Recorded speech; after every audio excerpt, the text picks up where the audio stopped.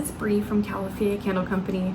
In today's video, I'm going to be showing you how I make my concrete jars using these Modern Craft Labs molds. These are the 3-inch tulip molds, and I've been working with these for probably the last 2 weeks or so and just love them. I love them so much. I will be switching over all of my candles to this style of jar once I sell out of the other ones that I currently have. So in today's video, I'm going to be showing you how I make these and also how I get that metallic gold swirl throughout the jar. So if you're curious how to do that, just keep on watching. All right, before we get started, I did want to show you some of the candles I made the other day. These are both from my fall collection. So we have Pumpkin Patch and Hayride. And for both of these, I used fragrance oils from Midwest Fragrance Company, of course.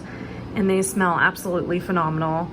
I mean, just pure fall goodness. If you love fall scents like me, you absolutely need to try these fragrance oils. They are amazing. But anyway, these are how they turned out in the new jars, and I absolutely love them.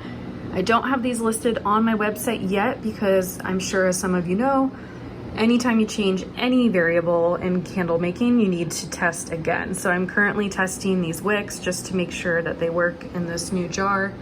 But hopefully I'll have these listed soon. And anyway, let's move on to making the jars.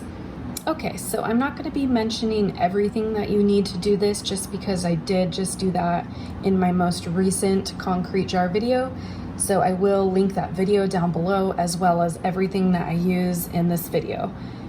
And I actually am going to be testing this out today for the first time. This did come in a 3-pack from Amazon. So it came with 3 bowls, and they're silicone bowls. I'm getting kind of tired of using the red Solo cups. I did try to use like a hard plastic paint bucket for a while. That got kind of hard to clean out. So I figured if the concrete dries in here, I can easily kind of bend it and crack it out. So we'll see how that goes. I also got these little silicone spatulas to try and stir with instead of the stir sticks. When you're doing it so many times, one after another, the paint stir stick can kind of hurt your hands after a while. So I figured I'll test both these out in today's video and see how it goes. Oh, and it matches the mold. How cute. Okay, so I did just move my mold to the vibrating machine since I will be pouring it on here. And I just scooped my cement all into my mixing bowl. So our next step is going to be adding the distilled water. So I'm just going to add a little bit at a time and then give it a stir.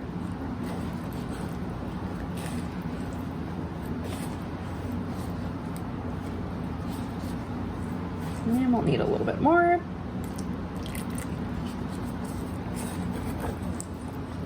Just keep mixing until you get that pancake consistency. Okay, so we have the consistency we want, that pancake batter consistency.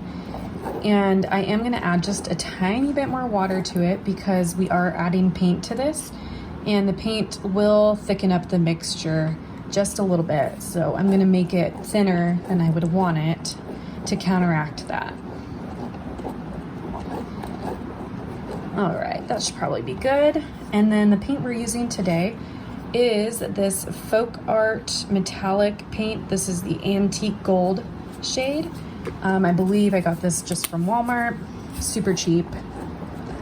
So I'm gonna give it one more stir. And then this is what I do to kind of get that metallic swirl. I put a couple drops or dribbles, whatever you want to call them, like that. Not too much because then it's not going to turn out the way you want it. And I just sort of like swoosh it a couple times. Definitely don't want to overdo it either because then you won't see the gold paint. It's just going to soak up into the vessel. So we'll go ahead and pour this now. Okay, so now we're over here. I'm gonna go ahead and start pouring this in. You can already see that paint really thickened it up. That's okay though. And I just kind of like to tap too as I pour to make sure it's filling every little nook and cranny of the mold.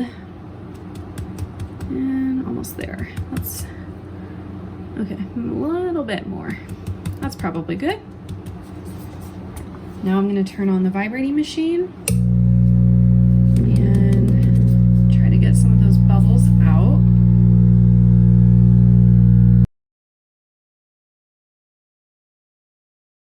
Alrighty, and that is it. Now we let it cure and we'll come back in a few hours and see how it looks. And yes, I already decorated for fall. Don't judge me. It's my favorite season. I am gonna put this little, I don't know the technical term for this, but this little outer shell around the mold that keeps it circular. Just as some reinforcement. And yeah, we'll come back in a little bit and see how it looks. Okay, I'm back and my dog thinks I have food, but I don't. Creeper. So it has been about 3 hours since I made this, so it doesn't feel warm anymore, which means it's time to take it off. So I'm just gonna start trying to fold down one side and then come around to the other side. This one is definitely trickier to unmold than the Amazon jar. Whoa. I also just put lotion on my hands, so that doesn't help. There we go. And then I just kind of start pulling it down. God, my dog is still there being creepy. This is not food, Colette. This would not taste good.